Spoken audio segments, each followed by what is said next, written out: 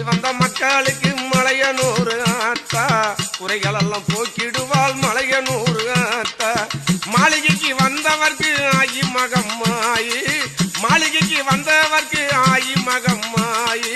மனக்கவலை போக்கிடுவாள் மலையனூறு தாயி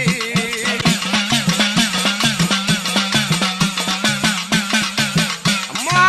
சொன்னதொரு பிரார்த்தனைகள் ஆயி மகம்மாயி சொன்னதொரு பிரார்த்தனைகள் ஆயி மகம்மாயி கோவிலுக்கு வருகுதம்மா அங்காளம்மா தேவி ஏழையுட பூஜையெல்லாம் ஆயி மகம்மாயி ஏழையுட பூஜையெல்லாம் ஆயி மகம்மாயி ஆலயத்தில் வருகுதம்மா அங்காளம்மா